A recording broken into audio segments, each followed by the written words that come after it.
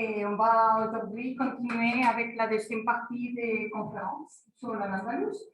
Je vous laisse la parole. Merci. Est-ce qu'il y a des nouveaux par rapport à la première séance? Ben oui, oui. D'accord. Voilà. Donc, si vous vous souvenez, la fois dernière, j'ai essayé de brosser un tableau historique de cette occupation, c'est peut-être pas le mot, mais en fait de l'avancée des Arabes en terre espagnole, en Andalousie, et vous vous êtes bien rendu compte que, je veux dire, résumer 8 siècles d'histoire, c'est l'impossible, quoi. Et bien, aujourd'hui, je suis devant un autre impossible, c'est de résumer en une petite heure la culture maintenant. Alors, il n'y a pas évidemment de civilisation sans culture, ça n'existe pas. L'idée qu'on aurait en tête de penser qu'il y a des peuples barbares, il n'y a que les Grecs et les Romains qui ont peut-être pu inventer ça. Aucun peuple n'est barbare. Chaque peuple a sa culture. Et une culture vaut bien une culture d'autre. Donc, la supériorité des cultures, c'est encore un thème sur lequel on peut peut-être réfléchir. Alors, la culture arabe d'Andalousie. Les Arabes ne sont pas venus et la culture est tombée du ciel, ou bien c'est eux qui ont tout apporté, c'est bien évident. Il y a eu des cultures avant, ne serait-ce que la culture visigothique, mais dont on ne connaît pas grand-chose. On sait qu'ils ont régné partout et longtemps, mais ils n'ont pas laissé beaucoup de traces. Alors, ce qui est très étonnant dans le problème des cultures, c'est qu'effectivement, il y en a qui ne laissent pas beaucoup de traces. Et d'autres, en revanche, eh bien, ils laissent des traces et on peut à ce moment-là en parler. Alors, la culture andalouse, elle va se développer comme dans un espace personnel, un espace précis, mais il ne faut pas penser non plus qu'ils vont se développer à partir uniquement d'eux-mêmes. Ce qu'il faudrait peut-être toujours garder à l'esprit, c'est que les Arabes d'Andalousie vont se couper politiquement des Arabes de Syrie, d'Irak, de la Perse, c'est-à-dire du reste du monde arabo-musulman. Politiquement, ils vont couper les ponts, puisqu'il y aura même un émir qui va se déclarer calife. C'est comme si, on a connu ça dans le christianisme, lorsqu'il y a eu, par exemple, 3 papes. Le pape de Rome, le pape à Avignon et ou un autre en Italie aussi, voilà. C'est-à-dire que normalement, il ne peut pas y avoir 3 papes, il ne peut pas y avoir 15 califes, il y en a un. Donc l'Espagne califale, effectivement, se coupe politiquement de l'Orient.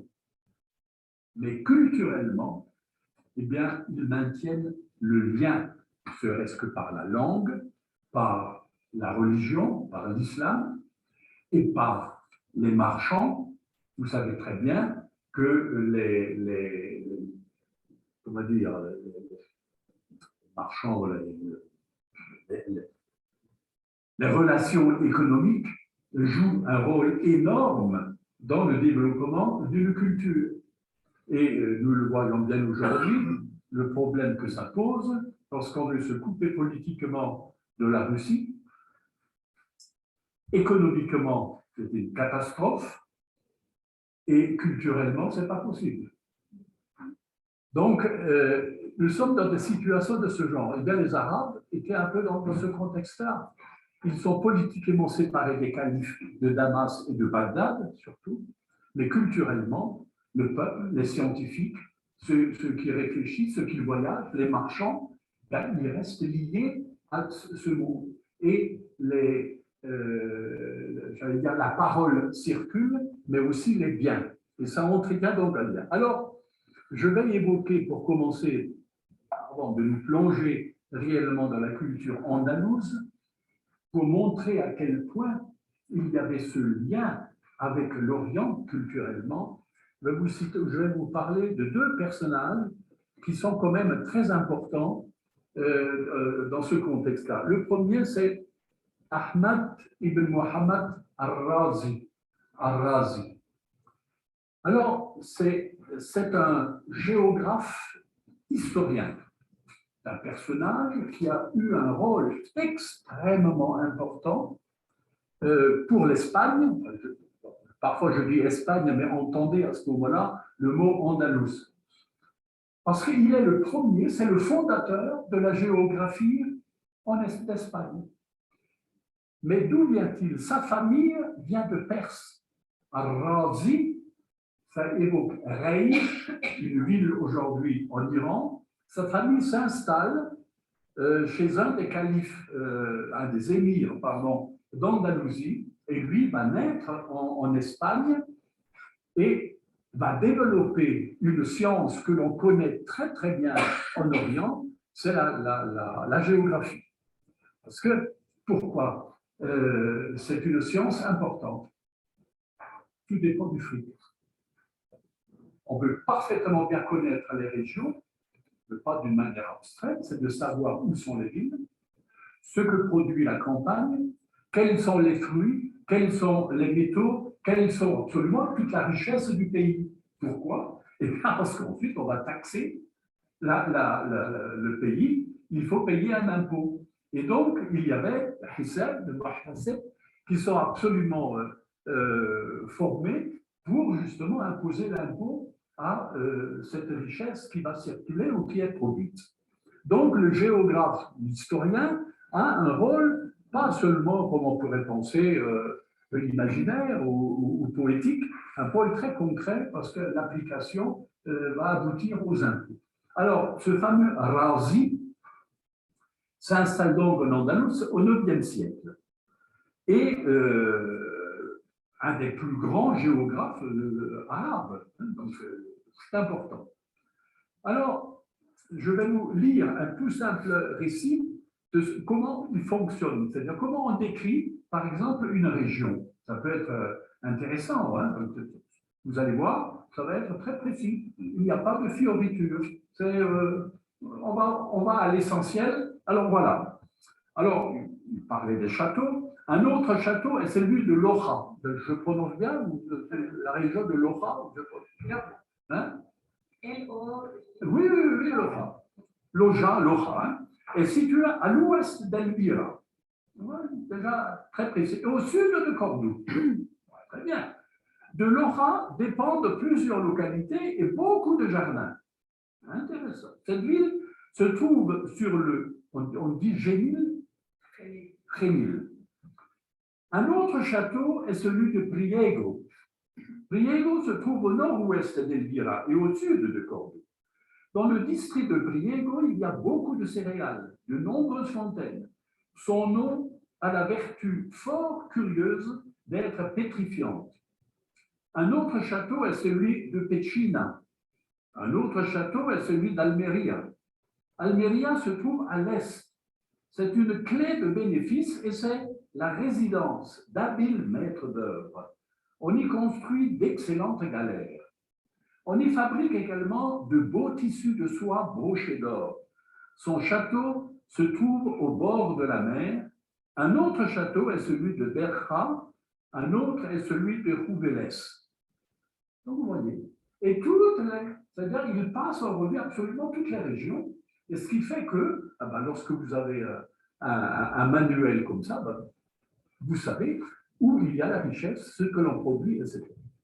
Mais alors, ce qui est beaucoup plus intéressant, me semble-t-il, c'est lorsqu'il se met à juger quand même de temps en temps cette Espagne. Il y a très peu de documents où on a l'auteur qui va parler des gens, de ce que ça évoque, de ce qu'ils évoquent. L'Espagne possède de bons vins qui portent à la joie et est pourvue d'aliments en grande abondance. Elle est riche en métaux plomb, étain, vif-argent, fer, or et argent. Cela grâce au grand nombre de gisements qui s'y trouvent, spécialement dans la région de l'Occident. Il y a également en Espagne de nombreux gisements de pierres précieuses tels que le saphir, le rubis, l'hyacinthe, cristaux de roche, calcédoine et autres diverses sortes. De même du marbre blanc et noir. De même, l'Espagne possède en abondance du sel marin, des salines et du sel gemme. On y trouve aussi de nombreux gisements d'azur, d'ocre, d'argile, d'alun, bref, pour dire le vrai, tous les métaux et toutes les pierres précieuses. De même, les sels et tous les produits qui viennent d'être mentionnés et qui ailleurs ne se trouvent pas que partiellement, ou qui se trouvent que partiellement, au contraire, tous ensemble dans les Espagnes en grande quantité. L'Espagne est bien lotie en soie, en tissu, en ouvrage fait dans cette matière. Elle possède en abondance du miel, du sucre, de la cire, de l'huile et du safran. L'Espagne dépasse tous les autres pays, écoutez bien, par l'ingéniosité de ses habitants. Leur audace, leur vaillance au combat, leur propension et leur force à l'effort, leur loyauté à leur Seigneur, leur ardeur à l'étude, leur vivacité de parole, leur qualité accomplie. Aucune terre au monde ne peut lui être comparée sous le rapport des avantages, aucune ne l'égale pour la solidité de cette forteresse. L'Espagne possède de nombreux et remarquables ports de mer, aussi bien sur l'océan que sur la Méditerranée. Ils sont fréquentés par beaucoup de navires qui y apportent des marchandises de l'extérieur et on emporte. Il n'en est que peu au monde qui soit aussi grand, aussi puissant et aussi bien approvisionné. Donc, vous voyez là une description de l'Espagne au 9e, 10e siècle. Donc, vous voyez quand même déjà que lorsque les Arabes viennent là, ils ne sont là qu'après deux siècles. Eh bien, à partir de cette donnée-là, vous comprenez bien effectivement ce que va donner cette culture andalouse, dont je vais maintenant parler davantage, absolument, effectivement fabuleuse, parce qu'à l'époque, attention, nous sommes au 10e siècle. C'est quoi en France? Nous sommes à quel niveau? L'an 1000. Nous sommes dans le haut Moyen-Âge.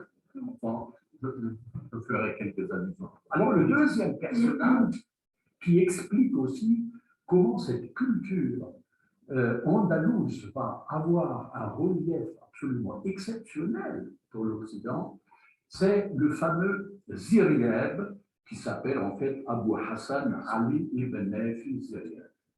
Alors, Ziryeb appartient autant à la légende qu'à la réalité. Alors, lui aussi vient de Mossoul, alors que notre Razi, j'allais dire, vient de l'Iran, lui, il vient de l'Irak du Nord, c'est-à-dire de Mossoul.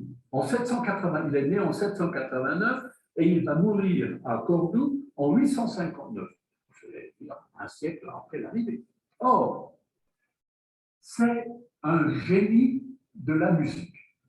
C'est lui qui introduit en Espagne le oud, qui va devenir évidemment, j'allais dire, l'instrument de musique absolument emblématique de l'Espagne.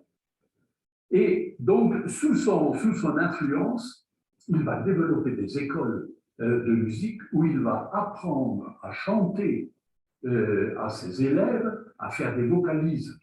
Personne ne connaissait évidemment d'Occident, que chanter, c'est d'abord former sa gorge et avoir la gamme vocalique, etc. Donc, il met aussi en place l'art de vivre, et notamment la manière dont il faut se tenir à table et ce qu'il faut servir.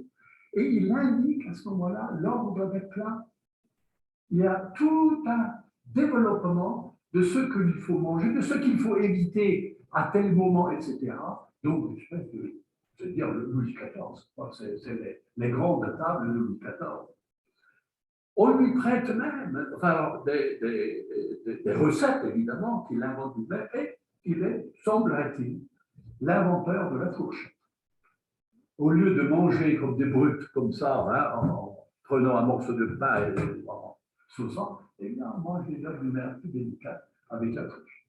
Musicien et poète de génie, arbitre de l'élégance, chanteur absolument parfait, eh bien, il va imprimer effectivement dans la cour andalouse un style que l'Occident ignore, voilà, à 1000%, rien à voir. Alors, maintenant, la culture, c'est-à-dire andalouse. Alors, quels sont les domaines sur lesquels, eh bien, ou à partir desquels on peut parler de culture? Il y a effectivement d'abord l'architecture, au moins là où on habite.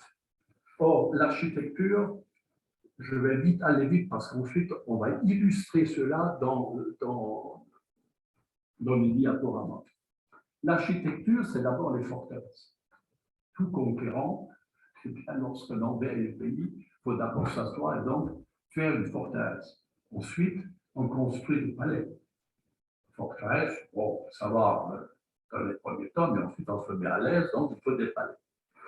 Lorsqu'on a une religion, il faut des mosquées, pas de soi. Et les mosquées, il faut un minaret. Il y a les bains, parce qu'au moins les Arabes, eux, ils savent déjà se laver à cette époque.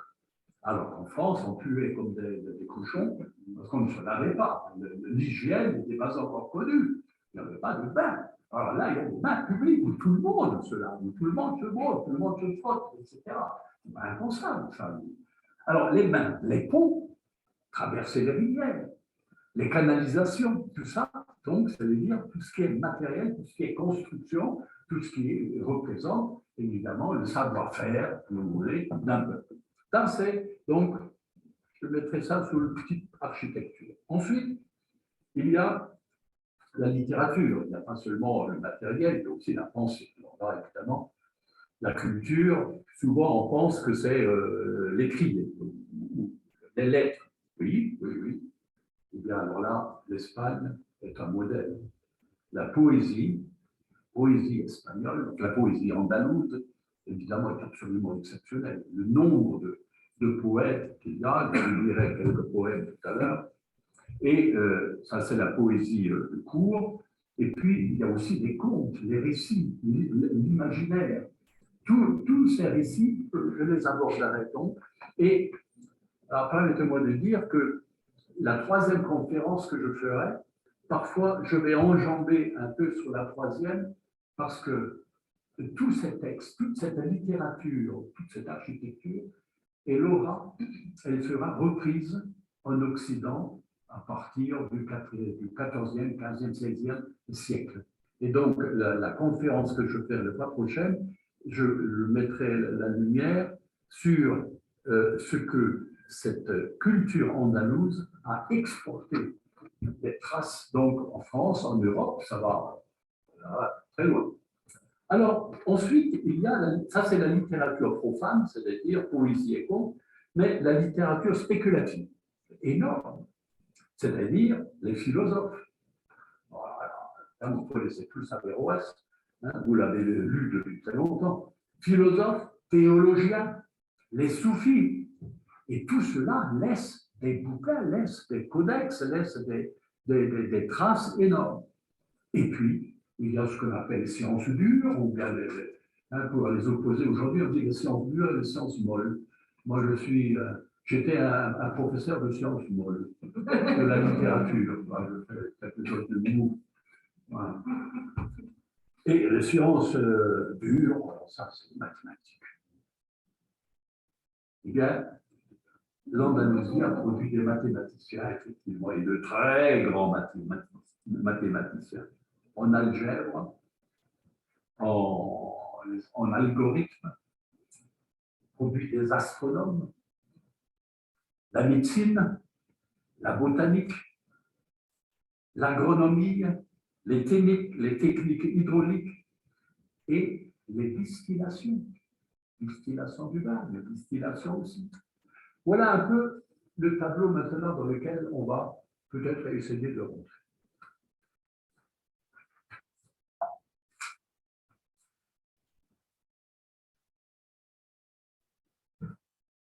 Oui, voilà, on peut pas vite. Voilà. Alors, pourquoi je dis cette photo? Ah, ben, c'est pour montrer. Donc, ça, c'est intéressant malgré tout, c'est de regarder les villes. Saragosse, Valence, Alicante, Murcie, Grenade, bien entendu, Malaga, Ronda, Cordoue, Badajoz, Tolède, Madrid. Ça, Cordoue, non. Voilà, Cordoue. Ça, ce sont des grands centres de culture.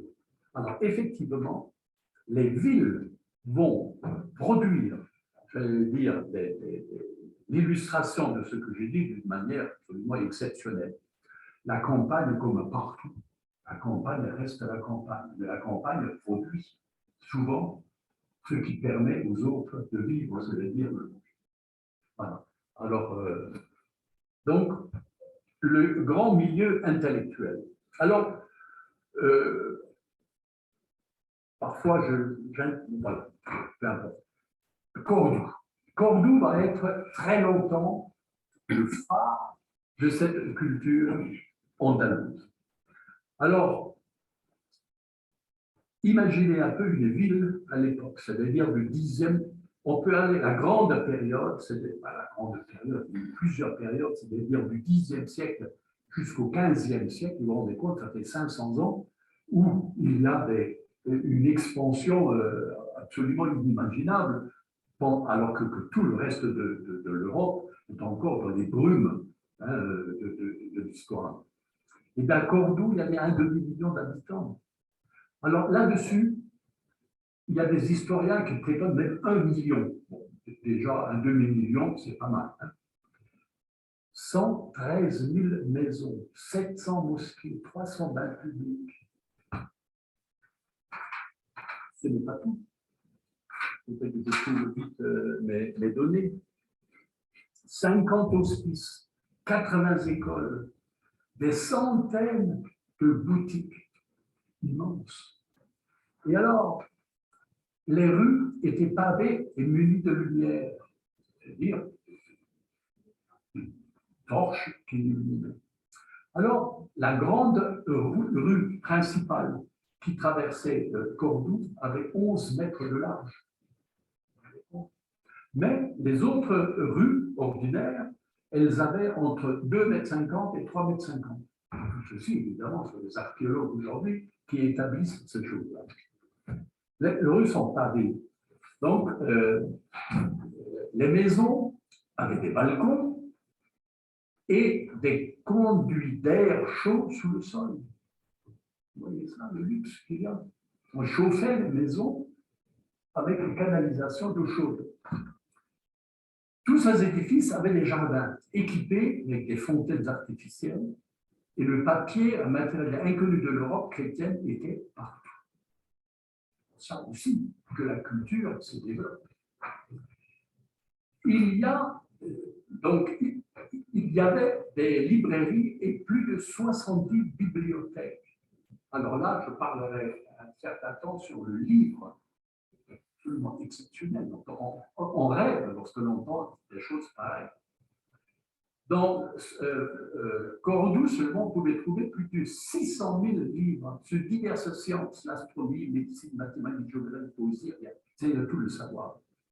Pendant la fin du IXe siècle, l'Andalous a été une source de sciences pour toute l'Europe. Les étudiants de partout venaient dans les universités à l'Andalous pour apprendre les différentes sciences auprès des savants musulmans. Et ça, c'est un point que l'on ne souligne pas assez. L'Espagne attirait des intellectuels donc dans les centres de culture, à Séville, Grenade, bien entendu, et ramener ensuite chez eux, et ça c'est la troisième conférence. Oui. Alors, Les forteresses. Eh bien, si vous allez en Espagne, et ceux qui apprennent l'espagnol, ben, ils ont au moins le bonheur de savoir et de voir eh bien, que l'Espagne est encore aujourd'hui, j'allais dire, truffée absolument de ces vestiges andalous. Les forteresses que l'on appelle Al-Qasaba, donc ça vient de l'arabe, Al et le Qasab, qui signifie forteresse. Alors, Trujillo, 9e siècle. Alors, remarquez à ce moment-là les murs, des murs de 5 mètres d'épaisseur, ça peut aller à une hauteur de 50-60 mètres. Morella, 11e siècle, près de Valence. Cuenca, enfin bon, peu importe, mais il faut savoir que ça existe. Bon, allons-y. Mérida, très belle forteresse, Badajoz. Alors, vous voyez que, par exemple, évidemment, à l'époque, les villes étaient protégées. Alors, ça fait des kilomètres de murs absolument exceptionnels qui entouraient ces grandes cités. Avila, dans le nord, avec, donc là, vous voyez que c'est très intéressant aussi, vous voyez les différentes tours de défense. Alors, il y avait de quoi avoir quelques difficultés pour entrer en ville. Encore, voilà, Medina Ceuta. Medina Ceuta, on dit ça en espagnol aujourd'hui. Voilà. Et tout ça, donc, vous voyez, autour du 9e siècle. Almenara, près de Valence, sommet de montagne, comme vous voyez bien. Et alors, une qui m'a toujours beaucoup impressionné, c'est Alicante. Regardez le mur qui franchit tout le flanc de cette colline pour aboutir donc au château en haut. Absolument extraordinaire. Et donc, et c'est pour cette raison que Alicante restera arabe de 718 à 1248. Quand même pas rien. Et alors, Malaga, qui est absolument magnifique, comme château fort. Voilà. Alors, les palais. Alors, évidemment, moi, je ne suis pas un spécialiste de l'architecture, loin de là, mais à côté donc, de ces ouvrages militaires, on a les palais de résidence, c'est-à-dire là où on vit pleinement la vie en dehors des guerres. Eh bien, les grandes villes où, encore aujourd'hui, il y a cette trace d'un luxe qu'on a du mal à imaginer, c'est Séville. Regardez la cour intérieure, donc vous parlez de ce qu'on appelle l'Alcazar, c'est donc là encore un mot arabe, Al-Qasr. Le Qasr signifie palais. Absolument fantastique de voir la perfection de cette architecture, la beauté. Et vous remarquez très souvent, à l'intérieur des palais, et notamment à l'extérieur, dès que l'on pouvait, on mettait, ils étaient ornés par un jardin.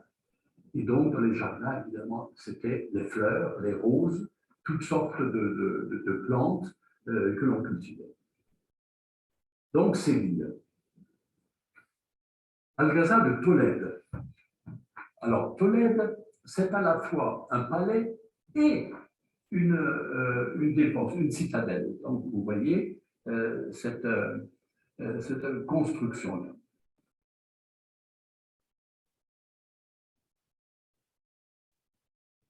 Ouais. C'est beau. Saragosse. Al-Jaferia. Al-Jaferia, c'est comme ça, on dit en espagnol. Voilà. Ça, il suffit de regarder. Regardez le plafond de ce palais. Comment ont-ils pu faire? Magnifique.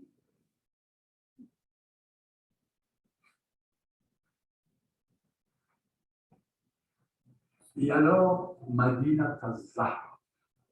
Alors, Madinat az-Zahra, voilà ce qui reste aujourd'hui de cette ville. Quasiment rien. Mais cette ville a été construite par le petit-fils du premier calife, Abd-Rahman III. Le Abd-Rahman I, c'était un prince, souvenez-vous, qui a échappé au massacre des Omeyyades par les Abbassides. Donc, lui arrive là et il se déclare émir. Et son petit-fils, Abd-Rahman III, donc de 911 à 961, il va se déclarer calife. C'est lui qui va couper Andalus de l'Orient, politiquement. Et donc, il habite Cordoue, mais il va construire, pour signifier qu'il est calife et qu'il n'a plus rien à voir avec le monde omeyyade ancien, c'est-à-dire ceux de l'Orient, il va construire une ville pour lui, mais aussi pour la femme qu'il aime et qui s'appelle Zohra. Zohra, c'est la fleur. Voilà. Et donc, il va lui construire une ville sur le mont. Pourquoi vous riez? Il fallait avoir du fric quand même. Ah, oui. Oui, alors donc c'est une ville qui est à l'ouest de Cordoue, à 8 km à l'ouest de Cordoue, sur la Sierra, c'est ça le mot que je cherchais, la Sierra Morena. Voilà. Et c'est elle, cette ville-là, va devenir au début la capitale, à ce moment-là, de l'Andalous, où réside effectivement le calife avec sa cour et évidemment ses ministres et tout son monde. Alors, il est sur une surface de 112 hectares, construite dans un rectangle qui a un côté 1500 mètres et l'autre côté 700 mètres. Ça, c'est la ville proprement dite. Bien entendu, il faut toujours imaginer les villes avec ensuite des faubourgs qui peuvent se mettre évidemment autour, paysans qui restent plus proches, etc. Eh bien, cette ville, elle est dotée de casernes, bien évidemment, d'un hôtel des monnaies, de fontaines, de marchés, de fabriques d'armes, de magasins d'or et d'orfèvres. Donc, vous voyez déjà la richesse qu'il y a à l'intérieur de cette affaire. Eh bien, cette ville va donc être un phare, le phare d'une culture de l'époque, mais le destin de cette ville est absolument horrible, parce qu'en 1000, depuis la date maintenant, 1000 et quelques, je ne vais pas marquer ça, 1031, elle est abandonnée lors d'une guerre civile, mais d'une rivalité entre un vizir qui voulait devenir calife à la place du calife. C'est-à-dire, et donc, ça va durer un certain nombre, quelques décennies, et puis finalement, cette guerre civile va réveiller de vieilles haines. Ça aussi, le phénomène est intéressant à étudier, de vieilles haines entre les anciennes familles arabes, celles qui ont fait la conquête, qui se sont immensément enrichies. Mais, comme dans tout pouvoir, il y a toujours une noblesse qui se crée par l'argent que l'on gagne. Et donc, il y a de nouveaux riches. Et les nouveaux riches qui ne sont pas d'origine, n'est-ce pas, d'origine arabe, ancienne, mais qui peuvent être surtout sortis du monde berbère. Parce que n'oubliez pas que lorsqu'on parle de la conquête arabe, les Arabes étaient très minoritaires par rapport aux berbères qui faisaient le travail. Or, à ce moment-là, eh bien, il va y avoir comme une espèce de rivalité de classe entre les nouveaux riches, les anciens riches, les califes du lieu qui avaient encore le pouvoir actuellement, et puis tous ceux qui voulaient prendre ce pouvoir. Et bien, ça aboutit effectivement à une révolution terrifiante. Toute la populace de Cordoue, qui se sentait brimée, qui se sentait abandonnée parce que Cordoue n'est plus la capitale, j'allais dire, d'Andalous, mais c'est la Zahra qui est la capitale. Donc aussi rivalité, jalousie, etc. Toute cette populace va se ruer sur Madinat Zahra, la ville de Zohra, et vont la réduire en miettes. Et on va l'oublier. Il ne restera plus rien de cette ville. Quelques trucs comme ça, par-ci, par-là, mais ce sont des archéologues, j'allais dire, du siècle dernier, qui remettent en valeur cette ville. Et on la découvre. Au fur et à mesure, il a fallu faire des travaux extraordinaires pour déblayer, pour retrouver cette ville que l'on connaissait à travers les papiers, mais on ne savait plus du tout ce qu'elle était et comment on pouvait l'imaginer. Alors, voilà. Et ben voilà. Donc ça, évidemment, tout ça, ce sont des reconstitutions. C'est-à-dire, les Espagnols ont voulu refaire, rebâtir, ou en tous les cas, dans certains cas, montrer comment elle pouvait être à l'époque. Et effectivement, c'est quelque chose de magnifique. Regardez cette pièce-là, pièce principale du calife, avec les arcades, et puis l'ornementation, le rouge dans les arcades. Voilà, voilà la ville. Donc, avec,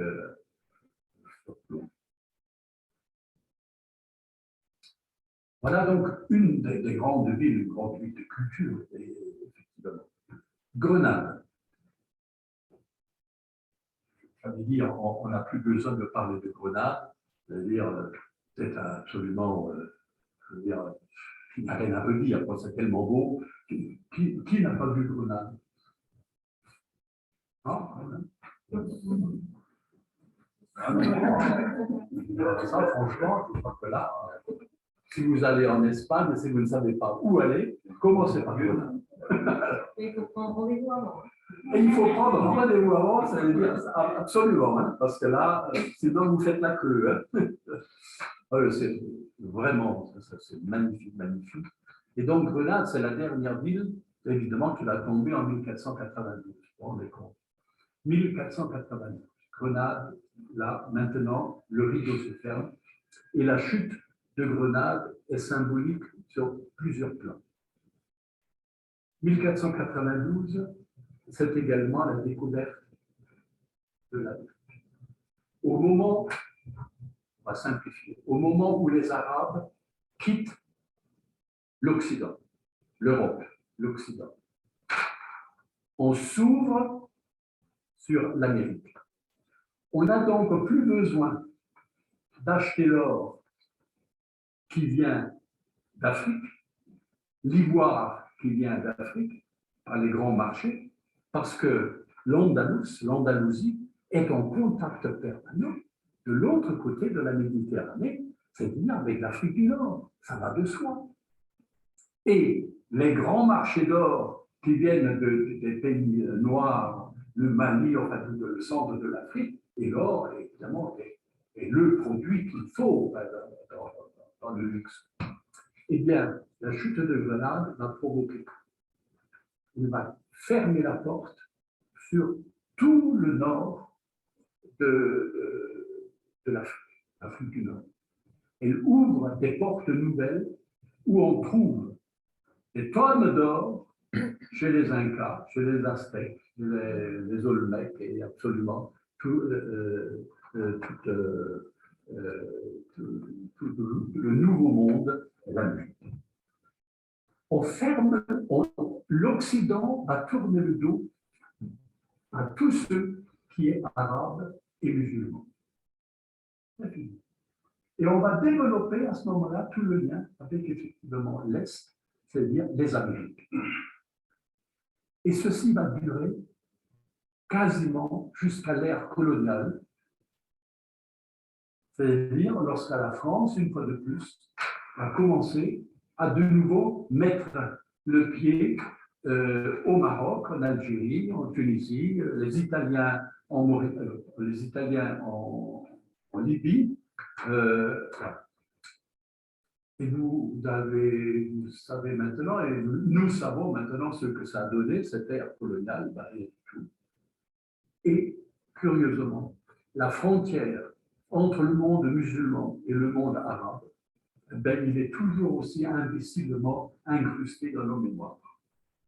Alors que avant 1492, il y avait un échange entre l'Orient et l'Occident qui était en permanence.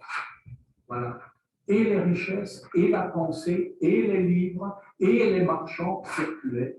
Il n'y avait absolument aucune résistance. Et aujourd'hui, maintenant, il n'avait qu'à écouter Zemmour. Dès qu'il entend le mot arabe, il devient fou. C'est la haine, c'est une haine viscérale, mais de l'imbécilité humaine. Ouais. Et alors, l'architecture religieuse. Bien entendu, il y a les forteresses, il y a les palais, je ne vais pas tout montrer, bien entendu, et l'architecture religieuse. Alors, il y a évidemment un emblème aussi de Séville, c'est ce que vous voyez, le campanile aujourd'hui de la cathédrale de Séville, qui n'est rien d'autre que le minaret d'une ancienne mosquée. C'est le minaret d'une mosquée. Or, cette Giralda, alors pourquoi on dit Giralda?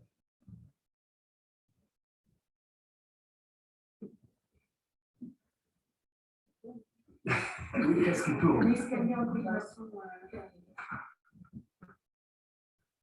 La partie haute de cette tour, effectivement, elle est faite pour tourner par le vent, donc elle tourne simplement, ça fait une girouette. Voilà. Et cette tour a quand même quelque chose d'unique parce qu'à son époque, c'est-à-dire au XIIe siècle, c'était le monument le plus haut du monde. Il n'y avait pas plus haute chose construite que cette Giralda, qui mesurait 97 mètres 50, presque 100 mètres. Voilà. Aujourd'hui, maintenant, on fait des tours infiniment plus hautes, mais pour l'époque, c'était un record absolument prodigieux. Et à côté, les minarets, vous avez aussi San José. C'est un minaret qui se trouve pas très loin de l'Alhambra, c'est-à-dire à Grenade. Voilà. Mais maintenant, c'est un clocher. On pense que très souvent, on passe à côté et on ne se rend plus compte que ça, c'était en fait, en réalité, une mosquée. Le minaret de Cordoue, ça aussi, c'est tout à fait magnifique. Et le minaret de Ronda. Ronda, aujourd'hui, est une ville moyenne en Espagne, mais à l'époque, c'était une taïfa, donc c'était un petit royaume indépendant qui a eu de grands intellectuels et qui a eu aussi des monuments tout à fait remarquables. Je parlerai tout à l'heure de Ronda à propos d'un certain soufi, très grand soufi, originaire de Ronda. Et bien entendu, le monument des monuments, c'est à Cordoue, le monument religieux, c'est évidemment la mosquée de Cordoue, qui fut mise en chantier, vous voyez, en 786, près des rives du Guadalquivir, la transformation du Wadi al-Kabir, le grand fleuve, par Abdelrahman II, c'est-à-dire le fils de ce fameux Rahman qui se déclare calife. Puis à la fin du Xe siècle, par le Hajj, le ministre, si vous voulez, d'Al-Mansour. Un édifice percé de 23 portes, mesurant 163 mètres sur 128. La mosquée, donc, c'est aussi un rectangle de 65 fois 128. Elle couvre environ 2000 mètres carrés. 22 000 mètres carrés. Précédée par la cour des orangers et flanquée près de la porte principale par un minaret que nous avons vu tout à l'heure. À l'intérieur de cette mosquée, eh bien, il y a les fameuses colonnes, 19 nefs, vous vous rendez compte, 19 nefs pour la prière. Nef perpendiculaire à un mur au fond duquel se trouve le mihrab, c'est-à-dire l'endroit qui indique la direction de la Mecque pour faire la prière. Et alors, ce qui est intéressant, c'est que cette mosquée, évidemment, utilise des colonnades qui remontent à l'époque romaine, à l'époque wisigothique, etc. Et alors, aujourd'hui, cette mosquée est une cathédrale. Et tout est resté en place. Et un jour, j'ai discuté avec un grand islamologue, Michel de Palsa, justement d'Alicante, et je lui quand même, c'est incroyable quand même que cette mosquée ait été transformée en cathédrale. Il m'a dit, heureusement. Mais comment heureusement? Quand même. Et je dis, mais toutes les mosquées qui ne sont pas devenues des églises n'existent plus en Espagne. Elles ont toutes été détruites. Et il dit, au moins une a résisté, au moins on sait que c'est ça, une mosquée de l'époque. Donc, évidemment, il utilisait le paradoxe, mais c'est vrai, c'est parce qu'elle est devenue, en fait, une cathédrale, qu'on n'y a plus touché, on l'a laissée en place. Et on peut se faire maintenant une idée de la beauté et de la richesse des mosquées qu'il y en avait. Il y en avait beaucoup en Espagne.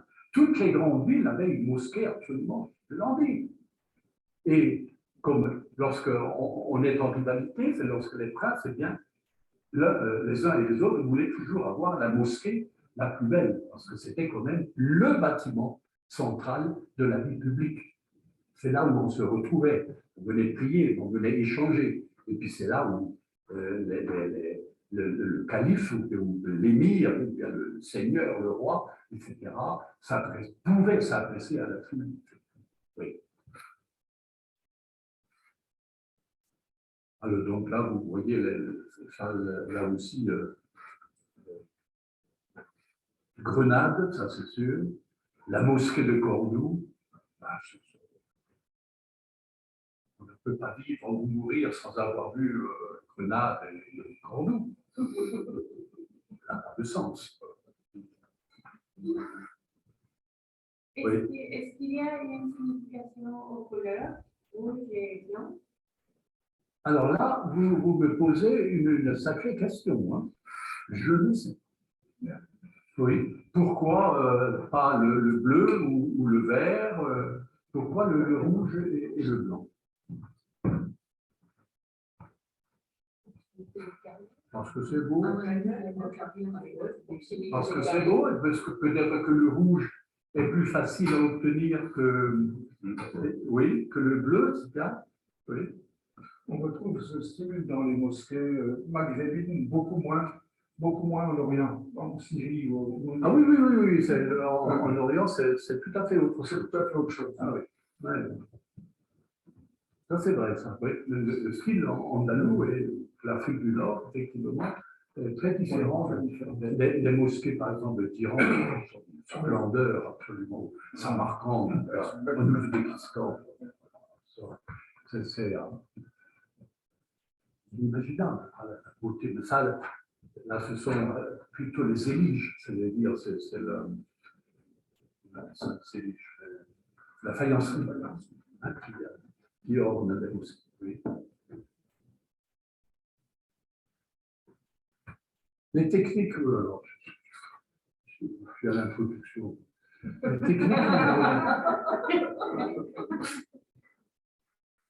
Les techniques hydrauliques, ça veut dire que le savoir, le grand problème, bon, on a des forteresses, on a des palais, on a la mosquée, c'est-à-dire le lieu de prière. Ça, c'est vraiment la structure sociale forte.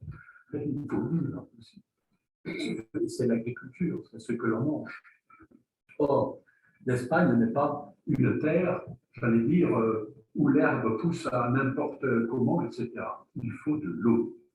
Or, la gestion de l'eau est hyper importante et savoir, c'est-à-dire amener l'eau à des niveaux différents, distribuer l'eau, c'était une technique où les Andalous étaient de très, très grands maîtres. Donc là, on voit ces Noria, hein, qui vont permettre la distribution de l'eau. Vous avez les Sequia, alors en espagnol, c'est Acequia. Ouais. C'est le mot arabe, Sequia. Ouais. Et donc, il y avait là toute une technique que les horticulteurs, les paysans, les gens de cette époque utilisaient. Voilà. Alors ensuite, je ne l'ai pas montré, mais la canalisation. Il y avait aussi tout un système extrêmement élaboré de canalisation où on apportait soit de l'eau chaude ou de l'eau froide, et bien dans les bains, tout ça. Et bien, je parlais des ponts, au niveau évidemment communiqué. Voilà, par exemple, il en reste quelques-uns de ces ponts arabes, hein, qui imitent d'ailleurs, il faudrait voir les ponts romains, mais néanmoins. Alors, celui de Ronda est quand même pas mal. Hein. Vous voyez comment on peut joindre, c'est-à-dire deux collines, enfin deux montagnes. Tout ça, c'est une ingéniosité inouïe. Et puis les bains. Alors, les bains, malheureusement, bien entendu, aujourd'hui, on ne voit plus que des pans de murs, mais il faut imaginer des salles fermées avec des plaques de marbre. Par terre, il y a du marbre. Donc, les vasques aussi, qui sont magnifiques. Bon, évidemment, on n'a plus d'idée, mais il faut aller dans un bain, dans un hammam, si vous voulez, c'est beau. Et puis, évidemment, alors là, on est déjà plus dans le luxe et la beauté des jardins. Alors, tous les palais, évidemment, s'honoraient de jardins, et c'était là où on passait des soirées à écouter le chanteur qui vient avec son oud, les danseuses qui viennent se produire, le poète qui vient réciter ses poèmes dans lesquels il flatte, évidemment, le seigneur du lieu, ou bien il chante son amour pour la belle, enfin, ça devait être des soirées où on mange, on boit. Alors aussi, il y a une caractéristique d'Al-Andalus, c'est qu'on aime beaucoup le vin. Et les poètes, effectivement, chantent le vin, ce qui, en Orient, ça se passe quand même plus mal. Mais alors là, effectivement, on aime la vie. Il y a tout. Donc, la poésie traduit cela parfaitement. Le vin n'est pas interdit par l'islam, hein. Contrairement à ce que beaucoup s'imaginent. Hein. Évidemment, en Arabie Saoudite, évidemment, chez les salafistes, etc. Oui, mais ça dépend des périodes. À certaines périodes, on se coince, quoi. Oui. Et là, il faut faire pénitence, etc. Et voilà. Ça. Ouais. Et ça commence à être interdit. Comment? Ça commence à être interdit. Au début de l'islam, ce n'était pas interdit. C'est arrivé progressivement. Le Coran dit qu'il ne faut pas faire la prière en état d'ébriété. Voilà. Donc, c'est à partir de ce commentaire, de ce verset, où on a dit, pour ne pas être sourd, interdiction du vin. Et ce sont dans les commentaires les Omeyyades, les Omeyyades, c'est-à-dire l'époque de l'Andalousie, etc. Et les Omeyyades n'ont jamais lésiné sur le vin. Ceux qui vont effectivement instaurer cette interdiction du vin, c'est beaucoup plus à partir de l'époque. Donc, au début de l'islam, c'était pas. Alors, les poètes. Alors là, Donc, par rapport aux personnes qui sont Qu'est-ce qu'il y a? par rapport aux personnes qui sont en train d'écouter la conférence par Zoom, je dis ça pose un peu de problème. Comme ça. Alors, les poètes, Il y a un bon micro derrière lui, donc normalement, ça devrait avoir le bruit que ça va faire. il y a eu une foule de poètes, les uns évidemment plus intéressants que les autres. Alors, ne serait-ce que d'évoquer leur nom, Ibn Hayli al-Andalusi, Ibn Shuhayb, Ibn Zaydoun, voilà, Ibn Zaydoun de Cordoue, vous voyez, début du XIe siècle. Il est amoureux de Wallada. Wallada, qui elle-même est poétesse, est la fille du dernier calife omeyyade, Al-Mustaqfillah. Alors ça vous donne déjà l'ambiance. Hein? Donc vous voyez qu'à la cour, eh bien, on savait aimer. Donc, et puis, le fait que cette Walada, ça devait être une garce. Parce qu'en fait, elle a fait rêver énormément d'autres poètes. Mais elle ne se donnait à personne. Et il y a des rivalités, parce qu'évidemment, lorsque vous êtes amant, vous ne pouvez pas supporter un rival. Ce qui fait que Ibn Zaydoun il va attirer des jalousies absolument formidables. Et ça va aller jusqu'à la mort. On va s'assassiner. Un autre, Ibn Ammar, aussi, poète et vizir. Donc vous voyez, je vais dire, ce n'est pas simplement le poète de rue, là. Non, ce sont les hautes personnalités du pouvoir qui sont poètes et qui laissent une œuvre poétique. Vous voyez aujourd'hui le politicien, le gouverneur, on dit ah, ben ça c'est vraiment un grand poète. Il y en a des poètes ici, mais alors, hein, la poésie qui me déverse à la télévision, c'est quelque chose. Hein. Là, au moins, et il y a poète et vizir, il se débarrasse d'Ibn Zaydoun. Vous vous rendez compte? C'est son rival absolu. Il annexe Moussi et Séville, se soulève contre le sultan Ahmad III. Il se réconcilie, mais celui-ci finalement finit par l'étrangler. Vous voyez le destin de ces gens. Al-Mu'tamid de Séville, homme d'État, roi d'une taïfa, c'est-à-dire, si vous voulez, des taïfas. C'est lui qui appelle les Almoravides, Almorabitoun, qui dit l'Espagne, ça part dans tous les morceaux, il faut venir. Les Almoravides, effectivement, c'est-à-dire les Berbères d'Afrique du Nord, ils vont venir. Mais ils vont se retourner contre lui aussi. Ibn Haddad, célèbre pour ses poèmes qui sont adressés à Nouwaïra. Alors ça m'intéresse beaucoup. Pourquoi?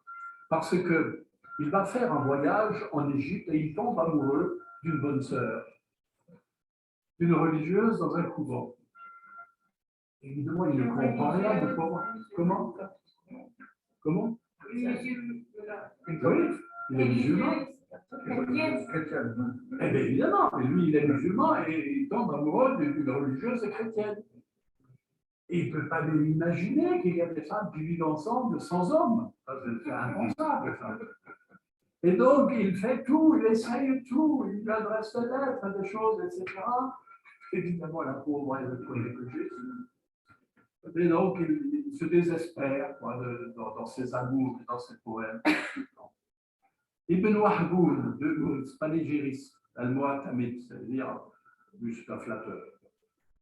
Ibn Khafaja, Ibn Qusman, 11e siècle, lui, il est célèbre parce que il est, c'est-à-dire, c'est lui qui va peut-être le plus influencer les troubadours dont je parlerai la fois prochaine. Alors, je ne peux quand même pas résister à vous lire quelques poèmes pour vous donner un peu le style quoi, de cette affaire. Tu le dis en arabe d'abord. Pardon? Tu le dis en arabe. Je dis en arabe, je n'ai pas le texte arabe sous les yeux, mais enfin, bon, quitte à faire un peu le malin, pourquoi pas. Hein, donc, problème. Suffisamment narcissique pour encore faire ça.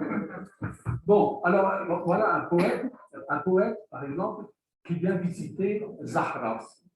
Et Zahra est mort, la ville.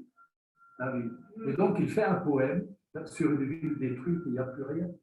Alors, je me suis arrêté à Zahra, pleurant et méditant comme si je me lamentais sur des membres dispersés de ma famille. C'est intéressant.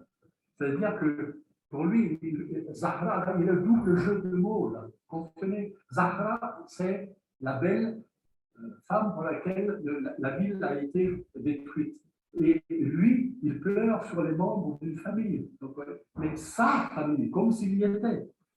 Ô Zahra, et je dis, reviens donc. C'est comme un amoureux qui rappelle sa bien-aimée. Reviens donc. Elle m'a répondu, est-ce que revient celui qui est mort?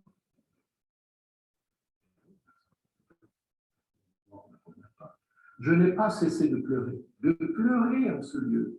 Mais hélas, à quoi servent les larmes? On dirait que les vestiges de ceux qui sont partis sont des pleureuses qui se lamentent sur des morts.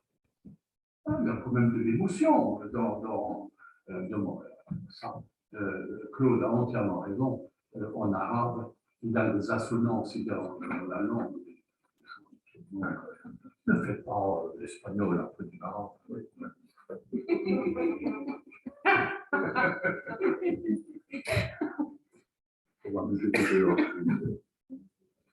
La tradition des pleureuses, alors ça existait. Oui, oui. Alors, totalement. Alors, Ibn Khafeja, je l'ai Khafeja, fait de balance. Alors, pour dire comment le poète peut se mettre, j'allais dire, dans la nature, comment il va décrire la nature. Souvent la nuit, nous nous sommes passés de la main à la main le vin vermeil. Il parle de sa bien-aimée. Wow. Alors que parmi nous courait un entretien aussi suave que la brise qui souffle sur les roses. Nous le reprenions sans cesse, tandis que la coupe embaumait de son haleine parfumée.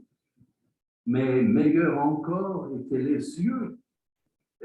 jeux que nous n'arrêtions que pour les recommencer. Mon arc, c'est-à-dire ma coupe, c'était les marguerites de sa bouche, ou le lys de son cou, le narcisse de ses yeux, ou la rose de ses joues, jusqu'au moment où l'ivresse de la coupe et le sommeil se glissèrent dans son corps et le firent ployer pour l'incliner sur mon bras. Je cherchais à offrir à la chaleur qui dévorait mon cœur la fraîcheur de ses incisives. Je vis qu'elle s'était dégagée de son manteau et je donnais l'accolade à ce sabre qui venait d'être tiré du fourreau. J'espère que vous avez pensé ce à quoi je pense. Ces poèmes sont le plus souvent chantés d'ailleurs. Ah, ils sont toujours chantés, toujours. Notamment les Mouacharat, les derniers. Oui. Combien de fois je suis allé à 1h matinale dans les jardins, les rameaux m'y rappelaient l'attitude des amants, qu'ils étaient beaux, alors que le vent les entretenait les uns dans les autres, comme des coups qui s'étreignent étroitement. Les roses sont des joues, les marguerites des bouches souriantes, tandis que les jonquilles y remplacent les yeux. Vous voyez toujours ce parallèle. As-tu donc oublié, dit le calife Abderrahman, l'époque où nous passions la nuit sur un lit de roses, où nous étions unis par la même ceinture et nous formions un collier harmonieusement agencé, où nous nous embrassions comme s'embrassent les branches, nos deux tailles n'en formant qu'une, tandis que les étoiles de la nuit semblaient de l'or dans du lapis lazuli. Voilà, bon, ça c'est quelques-uns de choses. C'est absolument dire, c'est-à-dire qu'il y a là dans ces poèmes quelque chose d'extraordinairement émouvant. Voilà. Les poètes andalous, de très nombreux poètes musulmans, en fait, sont homosexuels dans l'Andalousie du XIe siècle. Pour vous dire effectivement que là aussi, sur ce plan, eh bien, ils étaient à l'époque moderne. Ils étaient beaucoup moins coincés que tout ce que nous avons connu à travers l'Église catholique et protestante jusqu'aux périodes, je vais dire, les plus récentes. Que l'homosexualité, entre femmes ou entre hommes, n'était pas si abominable que ça. C'était tout simplement, comme on dirait aujourd'hui, mon choix sexuel, du continent. Et alors, donc, vous voyez, j'ai relevé le nombre de poètes qui sont déclarés et qui se déclarent eux-mêmes, qui le disent tout à fait officiellement, qu'ils aiment les garçons et rien d'autre. Il n'y a pas à rougir de cela. Hein. C'est dans la nature. Donc, vous voyez le nombre. Donc, ce n'est pas un ou deux. Voilà. Bon. Simplement je soulève simplement cela pour dire que même mentalement, hein, ils avaient une avance absolument, j'allais dire, pas millénaire sur l'Occident, qui est encore coincé aujourd'hui. Lorsqu'on pense, par exemple, à l'horreur que l'on a envers un couple d'hommes ou bien un couple de femmes. C'est toujours pas encore entré dans nos cerveaux, ça. Hein. Voilà. Alors, Ibn Jouhayb. Bon, alors, est-ce que...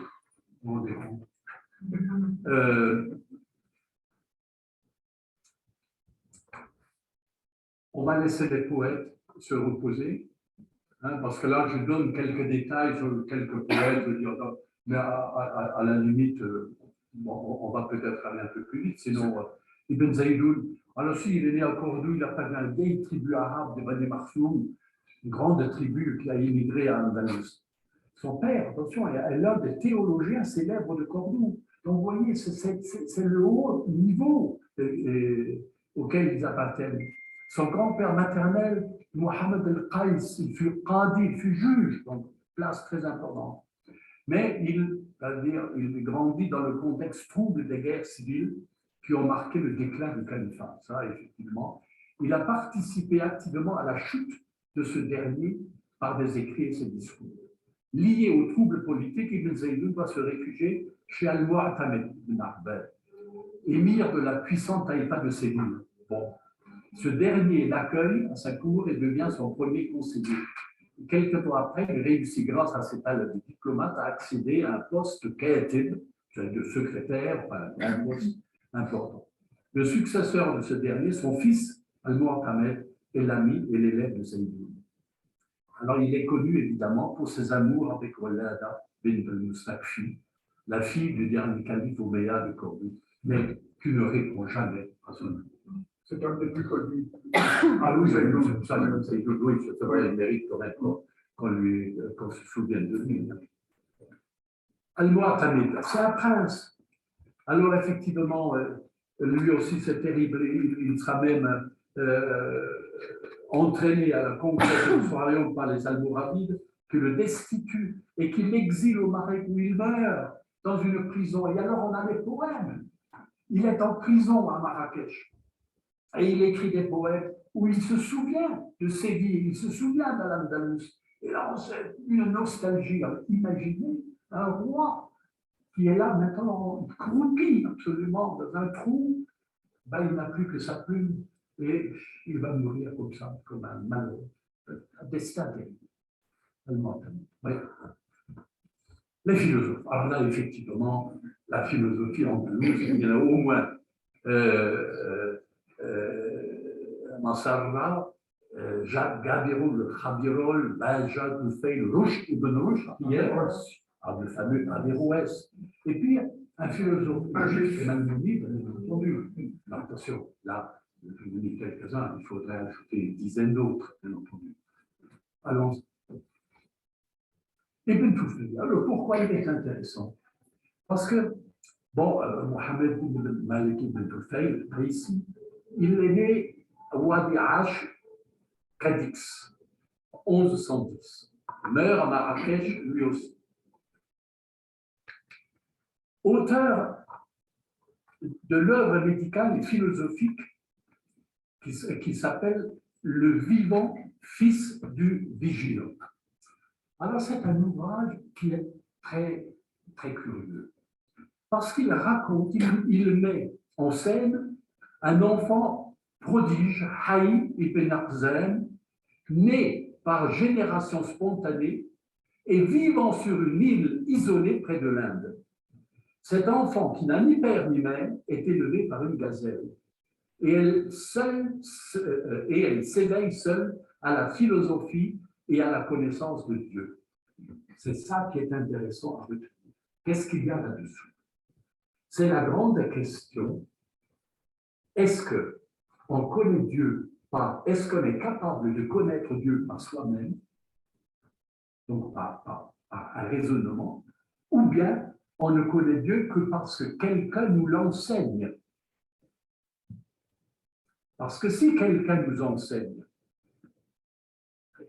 on peut dire, oui, mais tu me racontes ça, mais qui t'a dit que c'est vrai ce que tu racontes?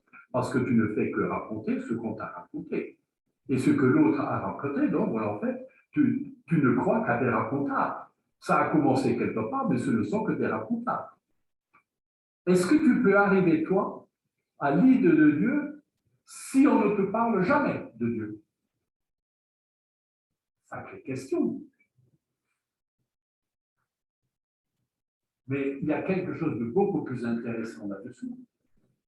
Un enfant qui naît spontanément, on ne sait pas trop comment, qui vit seul et qui est élevé par une gazelle. Ça vous rappelle qui, ce personnage qui vit seul sur une île, et qui n'a plus besoin de l'humanité pour vivre? C'est Robinson Crusoe. C'est le fameux mythe de l'individu. Est-ce qu'un individu peut se passer de l'humanité des autres? Non, ça n'existe pas. Mais c'est une question, voyez-vous, que les philosophes remuent et ce que l'on oublie parfois. On oublie que peut-être nous sommes tellement dépendants des autres que nous ne voulions pas. Notre humanité dépend de l'humanité des autres. Ah, il y a eu au XIIe siècle des réflexions hautement philosophiques. Ibn Tufayl ibn Rushd. Alors, effectivement, Abu Walid Mohammed ibn Rushd de Cordoue, XIIe siècle, il est né à Cordoue et il meurt à Marrakech.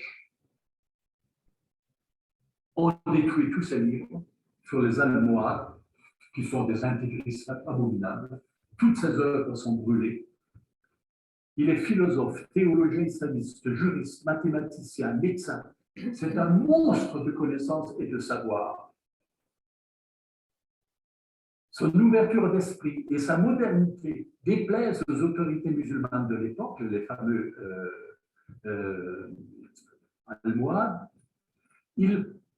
Et donc, on le détruit lui-même, puisqu'on l'enferme et on détruit ses livres. Et on commence à le redécouvrir. Il est totalement oublié jusqu'au XIIIe siècle, après sa mort. Et c'est surtout le monde moderne, occidental, en fait, qui va le faire sortir de son ombre séculaire. Et alors, quel est l'intérêt d'Ibn Rushd? Eh bien, c'est que c'est le grand commentateur d'Aristote. Et c'est grâce à lui que l'Occident va découvrir le philosophe grec Aristote. parce que ces œuvres vont être traduites en arabe, de l'arabe, ils passeront au latin, et à partir de latin, l'Occident va découvrir quelque chose d'absolument magnifique. Et toute la théologie, Saint Thomas d'Aquin, etc., va s'inspirer de ces philosophes antiques grecs pour, en fait, architecturer, j'allais dire, la théologie chrétienne. Ça devrait être mis en persan. Oui, oui.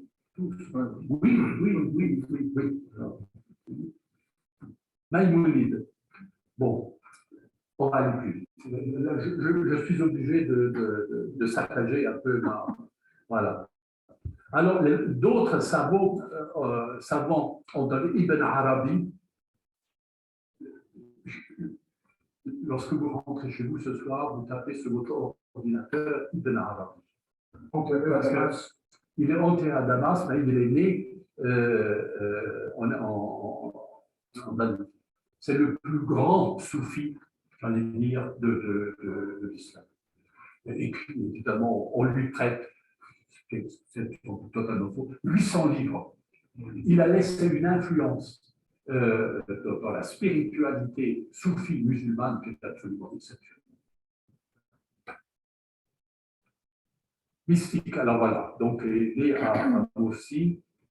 Alors il rencontre le philosophe Averroès, etc. C'est un sacrilège de ne pas pouvoir parler davantage de lui, mais c'est une figure tellement immense. Voilà. Alors Ibn Hazm est un autre qui est aussi intéressant par le collier de la colombe. Alors lui, c'est plutôt au début de sa vie, il était libéral, c'était un esprit très ouvert. Et au fur et à mesure qu'il vieillissait, il devenait rigide. Voilà, il devenait intégriste, il devenait fondamentaliste, voilà, etc. Mais néanmoins, à l'époque où il écrivait le colombe, le Tawq al-Hammama, le collier de la colombe, c'est un poème d'amour où il s'interroge, mais qu'est-ce que c'est aimer? Quels sont les mécanismes de cet infernal? Est-ce que c'est une maladie? Et évidemment, il s'interroge aussi en tant que médecin, eh bien, la maladie, l'amour, tomber amoureux, c'est être malade. Mais comment guérir de cela? Comment guérir de cette maladie pour laquelle il n'y a pas de remède? Donc, il y en a une réflexion extrêmement sérieuse. Aujourd'hui, on pourrait dire, mais là, il y a une psychologie à développer. Oui. Alors, les hommes de science, alors les médecins, alors là encore, vous vous rendez compte, mais je reprendrai, en fait, c'est pas grave. C'est que les médecins dont je voulais parler, Aven Zohar, Aboul Kassis, c'est à la fois des mathématiciens, des astronomes, des philosophes, parfois même des juristes, un savoir absolument incroyable. Alors, pourquoi? Parce que je reprendrai les médecins de la conférence suivante pour vous montrer qu'est-ce qu'ils ont apporté dans la médecine à l'Occident. Je donne donc des détails, ce qui fait qu'on peut aller peut-être un peu plus rapidement. Alors, déjà, les illustrations, les manuscrits qu'ils ont laissés. Non seulement ils font la théorie, mais ils illustrent. Alors, ça, il faudrait voyez, par exemple, la description de l'œil, où ils expliquent exactement comment est composé l'œil. Et la cataracte, pour eux, ne posait plus aucun problème. Ils faisaient l'opération de la cataracte. À cette époque-là, il faut attendre le 19e siècle pour qu'on recommence à faire. Là, les luxations, vous voyez, donc, avec son aide, les positions qui sont indiquées, comment tenir pour, par exemple, lorsqu'on a une luxation de l'épaule, ou des choses comme ça, par des techniques totalement au point. Alors ça aussi, je commenterai davantage la fois prochaine. Alors, donc oui, et alors, vous voyez déjà les premiers dessins anatomiques, c'est-à-dire du corps humain. Alors que l'Occident, on était encore à l'idée où un cadavre Vous ne pouvez pas faire disséquer quelqu'un pour voir ce qu'il y a, comment est composé un homme. Là, vous connaissez absolument. Et la chirurgie est extrêmement développée. Incroyable. Toutes les opérations qu'ils sont capables de faire, les instruments qu'ils fabriquent eux-mêmes et qu'ils ont. Donc, vous voyez, donc, ne serait-ce que sur la médecine, n'oubliez jamais que Montpellier va être un des grands centres de médecine arabe après, je vais dire, la chute des l'Andalous. Oui. Alors là, nous sommes évidemment dans d'autres techniques, les techniques des astronomes, des astrologues, les techniques pour le système de bascule, pour tous les mécanismes qu'il faut pour soulever les poids, pour changer l'eau, etc. Donc là, vous voyez l'illustration d'une bibliothèque. Vous voyez, ce sont donc des casiers dans lesquels on accumulait les livres les uns sur les autres. Et dans les villes, il y avait comme ça des dizaines de bibliothèques, de grandes bibliothèques. Un prince, en général, un petit prince, avait 100 000 ouvrages. C'était un petit. Parce qu'il y avait l'engouement de collectionner. Mais cela suppose quoi? C'est que cette affaire était gigantesque. Ils avaient en même temps les copistes. Et parmi les copistes, les meilleurs, c'était les femmes. Les femmes étaient copistes. Et donc, les relieurs, il fallait donc trouver le cuir le plus beau pour former ces codex, etc. Donc, c'est toute une industrie. Et j'ai le détail, mais bon, je le retrouve plus maintenant, je m'embrouille dans mes papiers comme Marine Le Pen devant Macron il y a 5 ans. Lui foutu. Je ne serai pas roi. Et alors, l'artisanat. Eh bien oui, l'artisanat, bien sûr, on n'a pas pu parler de l'artisanat. Les épées, j'allais dire, autour de Tolède. Tolède, la capitale de la coutellerie. Les éliges, évidemment, sur lesquels on va ensuite tapisser les palais, la poterie et les fameux pyxides, les boîtes à parfum en ivoire, donc tout assez taillé. Bon, je ne sais pas si. Bah oui, voilà. Bon, c'est quand même déjà un petit aperçu sur ce que l'on pouvait trouver à cette époque. Alors, il y a quand même quelque chose que je voudrais vous dire pour avoir un point de comparaison, parce que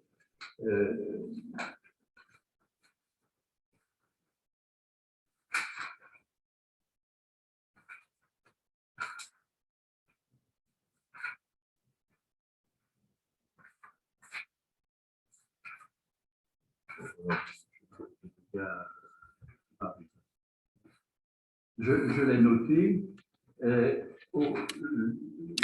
Ah oui, voilà les universités. Donc, dans le haut Moyen-Âge, là où on trouve des livres en Occident, ce sont dans les couvents, où il y a les évêchés. Eux, donc, ils ont des livres. Mais le 9/10 de ces ouvrages, c'est des Bibles, et c'est la Bible ou des commentaires de la Bible. Scientifiques, très peu, et quelques rares livres d'auteurs antiques, Cicéron ou quelque chose comme ça. Les universités créées au XIIe siècle, les universités en Occident sont créées à partir du XIIe siècle. Vous vous rendez compte? Qu'il y avait des gens avant le XIIe siècle en Andalousie. C'est à ce moment-là que les bibliothèques commencent à se multiplier. C'est-à-dire que chaque université a une bibliothèque, ce qui est déjà énorme. Il faut attendre le développement de l'humanisme au XIVe siècle et l'invention de l'imprimerie à la fin du XVe siècle pour que là, effectivement, il y a en Occident un développement pour le livre qui est absolument gigantesque. Alors là, ça dépasse beaucoup plus les copistes de l'Antiquité, etc. Là, tout sera submergé. La première bibliothèque publique en France est la bibliothèque Mazarine en 1643. Vous vous rendez compte? La première bibliothèque ouverte aux gens qui veulent simplement étudier, c'est la Mazarine au XVIIe siècle. Au IXe siècle, les bibliothèques arabes étaient ouvertes à qui voulait apprendre à lire, etc. Et je voulais trouver le nombre, mais je crois que le nombre de livres que possédait au XIIe siècle la Bibliothèque royale de France. 961 livres. 961 livres. Alors que le monde arabe, ça se comptait par milliers. Donc, conclusion à cela, ben, il n'y a pas de conclusion, mais quand même, pour nous dire qu'à quel point, d'abord, on a oublié dans notre éducation en Occident, dans nos écoles, on a oublié à quel point il y a eu avant nous une culture à notre porte dont nous avons bénéficié, mais ça c'est la conférence du troisième, d'une manière incroyable. On fait comme si l'Espagne, enfin, tout ce que je vous ai raconté là, malheureusement et grossièrement en raccourci, mais c'était un monde inouï. Et comment une culture, une civilisation peut aussi se fermer, peut régresser, peut s'oublier. Donc, nous nous croyons aujourd'hui extrêmement malins, extrêmement, etc. Nous ne sommes pas à l'abri d'effondrement. Lorsque nous voyons à quel point la raison échappe à Poutine, et peut échapper à des hommes que l'on croyait normaux ou normaux, on se dit, l'esprit humain, il faut s'en méfier. Et donc, revenons à la culture. Il faut toujours et jamais oublier, peut-être que tout ce que nous disons, ce que nous savons aujourd'hui, eh bien, c'est grâce au savoir qui nous a été transmis. Car tout est transmis. Je vous remercie.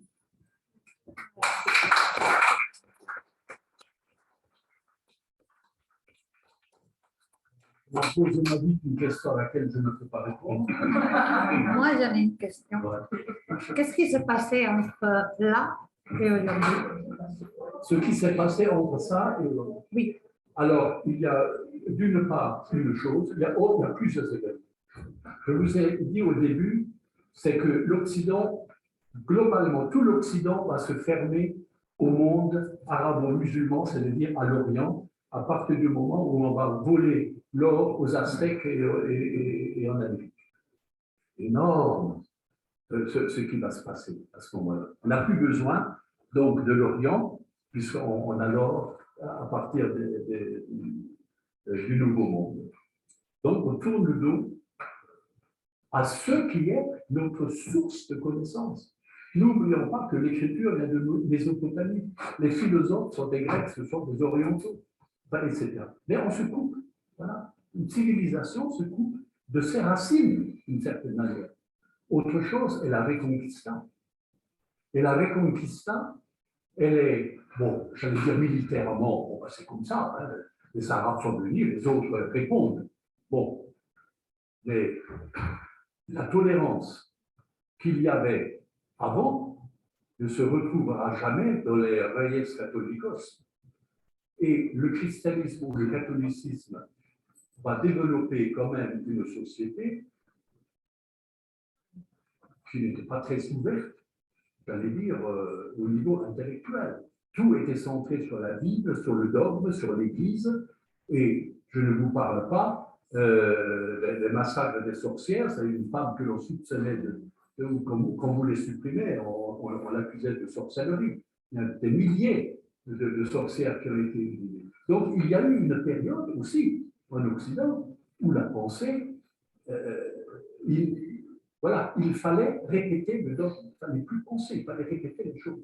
Parce que l'Église avait la vérité. Et dès l'instant où un système se donne comme vérité finale, eh bien, commence la décadence. Et il a fallu la Renaissance, grâce à l'Espagne, je n'ai pas suffisamment insisté, la Renaissance, c'est la découverte des philosophes grecs, mais grâce à qui? Grâce aux traductions d'Andalousie. Et ils ont joué un rôle majeur dans la Renaissance qui a démarré en Italie et qui a évidemment ensuite fleuri en France, etc. Et là, la Renaissance, eh ben, c'est quand même quelque chose qui va prendre de la distance par rapport à l'Église. Et l'étape la plus importante ensuite, il faut attendre, vous vous rendez compte, jusqu'en 1789, la Révolution française. La Révolution française qui va, j'allais dire, maintenant instituer la séparation totale entre le religieux, le dogme religieux, et l'expérience politique. C'est-à-dire, on ne mélange plus les deux. Et la laïcité, et il y a toujours quelques crétins aujourd'hui qui n'ont toujours pas compris que la laïcité seule peut nous sauver de l'horreur, des massacres, des obscurantismes et le nombre de guerres qui ont été inventées par les systèmes religieux catholiques, protestants, musulmans. Enfin, vous le voyez bien, tout ça, c'est dès l'instant où on laisse une société dériver dans le religieux, c'est l'abomination si on ne fait pas la séparation. Voilà. Donc, vous voyez, là évidemment, je suis grandiloquent, mais ce sont les grands thèmes. Mais si on avait le temps, on pourrait aller en plus de détails. Et aujourd'hui, c'est-à-dire, là aussi où il y a une correction permanente à faire, c'est que même le pouvoir laïque peut devenir dogmatique. On le voit, regardez Poutine aujourd'hui, Franco, qu'est-ce qu'il a démontré? Une décadence quand même pour l'Espagne aussi. Et l'Occident a inventé des bourreaux, des Hitler, des Franco, des Salazar, enfin, des machins comme ça. Et à toutes les époques, il y a comme ça un individu qui peut absolument énormément détruire une culture, une civilisation, ou en tous les cas freiner, et voilà. Et là, le cadre, donc le fait de se couper totalement du monde musulman n'a pas été bénéfique pour l'Occident du tout. Il ne faut pas rêver là-dessus. Vous vous rendez compte de l'héritage qu'il y avait là?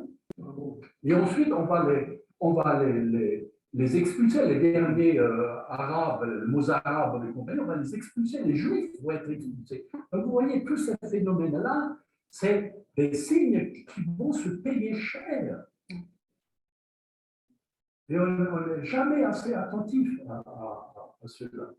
Et il faut dire que les établissements scolaires, lycées, collèges, lycées, etc., ne font pas étalage de ces civilisations arabo-musulmanes. Mais c'est ce que je disais tout à l'heure. On ne parle pas suffisamment. Espagnol, on le rappelle. Et encore du soir aussi.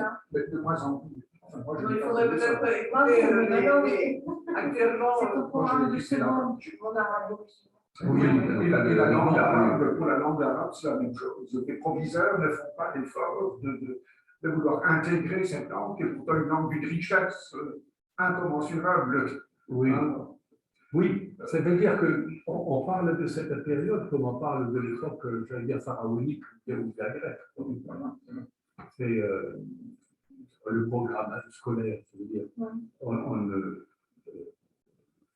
pas tout jeter, je veux dire, comme ça, brutalement, mais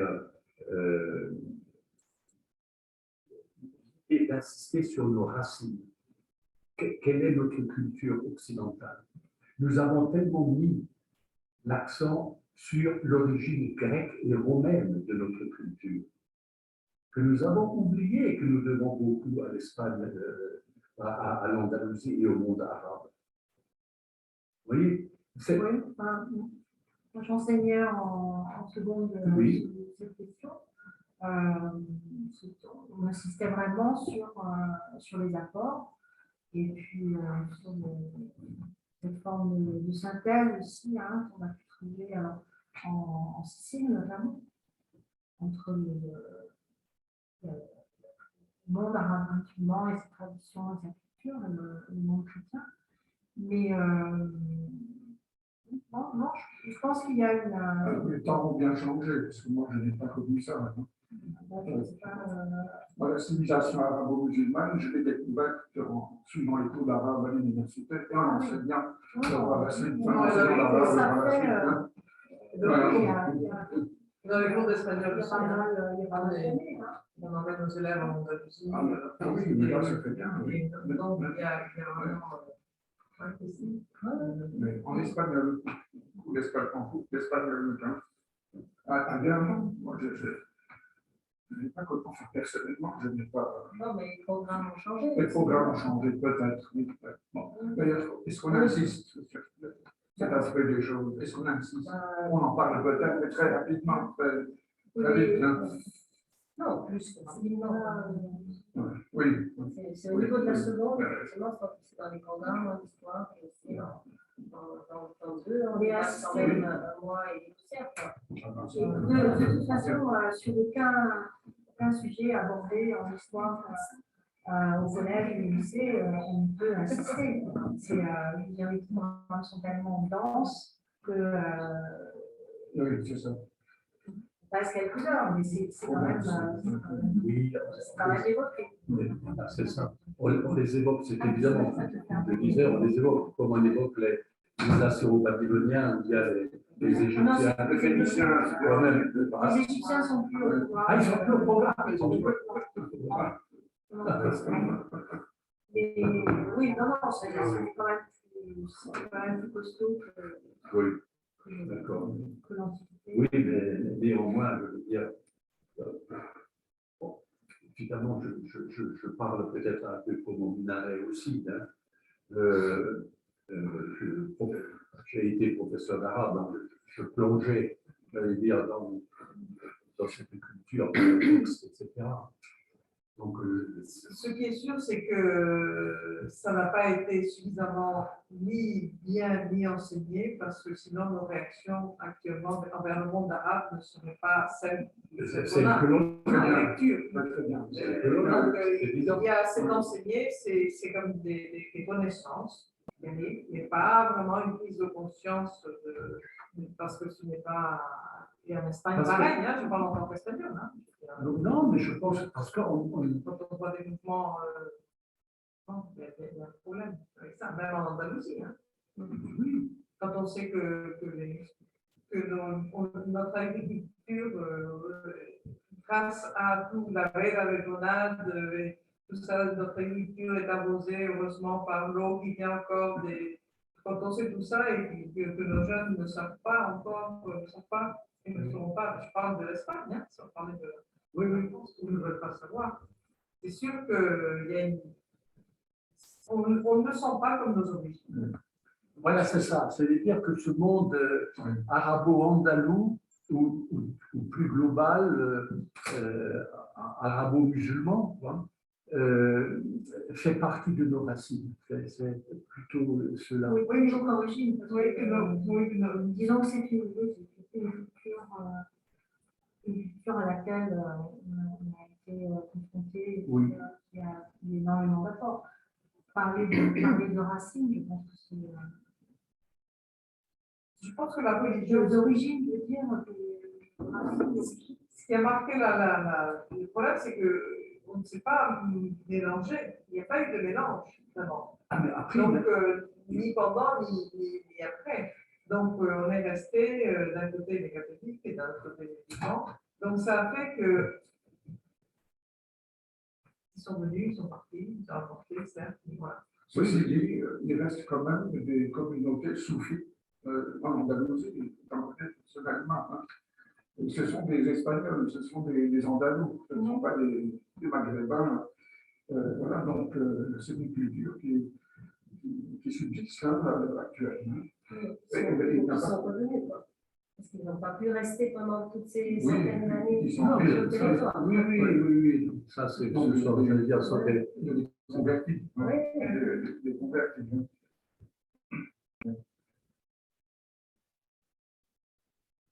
Donc la chute a été brutale avec les rois catholiques. Ça a été tellement brut. Ah non, Donc tout s'est arrêté là et on recommence d'une façon et on n'en parle plus et on ne se prononce plus et on se. Voilà. Donc ça a été. non, et puis je le redis encore une fois, donc dès l'instant où on n'a plus besoin, où on croit ne plus avoir besoin de l'Orient, hein, de ce rapport avec le Maghreb ou la Syrie, l'Irak, enfin, etc., et qu'on a une nouvelle découverte à faire, qui est le nouveau monde, c'est fini, une rupture terrible qui se fait. Puis ensuite, un autre élément qu'on ne prend pas souvent en compte, c'est de dire que les pays arabes vont eux-mêmes être très vite bouffés par les Turcs, les Ottomans. Et alors, évidemment, les Ottomans, ils vont devenir musulmans. Mais les Ottomans, ce n'est pas des Arabes. Ce n'est plus la culture arabe, c'est la culture ottomane, qui a été brillante. Hein.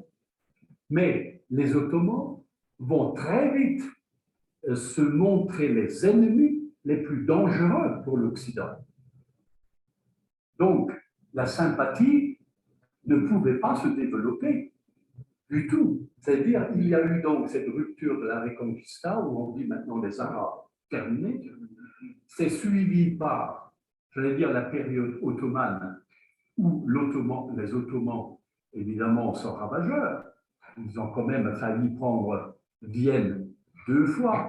Et s'ils avaient pris Vienne, aujourd'hui, le 3/4 de l'Europe serait musulmane. Ils ne sont pas arrivés au Maroc quand même. Non, ils ont été stoppés au Maroc aussi. C'est-à-dire, et tous ces phénomènes-là font que finalement, l'Occident s'est méfié et à la fois des Arabes et à la fois des musulmans, historiquement, parce qu'il n'y a pas de dialogue, il n'y a pas eu. Et puis surtout, on regardait ailleurs. C'était l'Amérique. Parce que si on avait eu besoin, parce qu'au moment-là des Arabes, on aurait trouvé le moyen du dialogue. C'est le besoin qui régit ça. Mais lorsqu'on n'a plus besoin de quelqu'un, on le méprise. On l'ignore ou en tous les cas, il n'a plus d'importance. Vous voyez, tout ça, ce sont ces grands thèmes, mais il faudrait réfléchir à ça, approfondir. La première université française a enseigné l'arabe. C'était Strasbourg. Un Goethe, par exemple, a fait des études d'arabe et de persan à Strasbourg. Oui, alors, il y a quand même. Oui. Pardon. Farsi, c'est ça, c'est parler farsi. Farsi, oui. Farsi, Oui. À l'époque où, il savait aussi l'arabe. à l'époque où Strasbourg était allemande. Oui, Les grands orientalistes de l'époque étaient allemands. Oui, et la langue arabe est davantage enseignée en Allemagne qu'en France. Ça, on oublie aussi. Dans les universités. Dans les universités.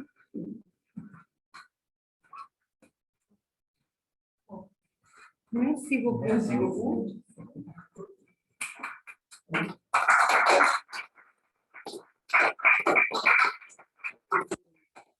On s'inscrit pour le 1er avril. Oui, oui, j'ai juste un petit message ici pour les participants extérieurs qui vous disent merci beaucoup. Merci. Combien de participants? Là maintenant, il y en a 8. Je ne sais pas combien il y en a qui sont partis. Merci beaucoup. Et oui, je vais